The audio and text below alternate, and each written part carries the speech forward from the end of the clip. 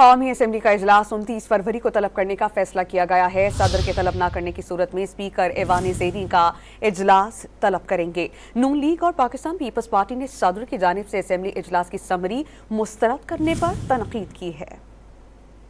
ذرائع کے مطابق صدر مملکت ڈاکٹر عارف علوی نے موقف اختیار کیا کہ پہلے خواتین اور اقلیتوں کی نشستوں کو مکمل کیا جائے۔ نگراں وفاقی حکومت کا موقف ہے کہ آرٹیکل 91 کی دفعہ 2 کے تحت 21 دن کے اندر اجلاس بلانا لازمی ہے۔ صدر اجلاس نہیں بھی بلاتے تو 29 فروری کو قومی اسمبلی کا اجلاس ہر صورت ہو جائے گا اور 29 فروری کو ہونے والا اجلاس آئین کے مطابق ہوگا۔ نون لیگ کے سینیٹر اعظم نذیر تارڑ نے کہا کہ آئینی عہدوں کے ساتھ عزت و تکریم ہوتی ہے۔ صدر پورے ملک کا ہوتا ہے۔ آئین کے تحت قومی اسمبلی کا اجلاس 29 فروری کو ہر صورت ہونا ہے۔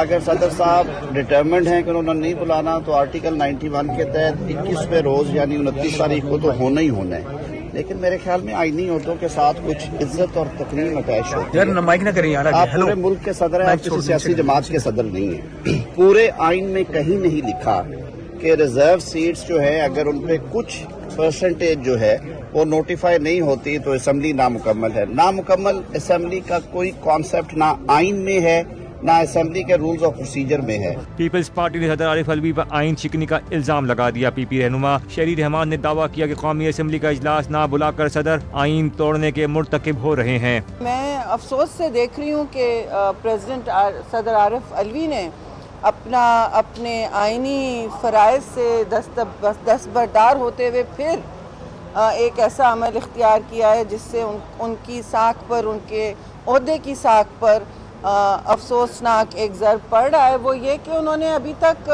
کہا کہ میں بلا نہیں رہا ہوں ہاؤس کو، اور آئین بالکل واضح ہے۔ 91(2) آپ دیکھ لیں کیا کہتا ہے کہ 21 دن میں بلانا ہے، ہر حال میں سیشن، ووٹنگ ہونی ہے پرائم منسٹر کی 169 کی میجورٹی پر، اور آگے بڑھنا ہے۔ تو اس میں کوئی لچک نہیں ہے، اور پھر وہ آئین شکنی کے کیوں مرتکب ہونا چاہتے ہیں؟ قومی اسمبلی کے پہلے اجلاس میں نامنتخب اراکین قومی اسمبلی حلف اٹھائیں گے۔ اسپیکر و ڈپٹی اسپیکر اور پھر قائد ایوان کا انتخاب ہوگا۔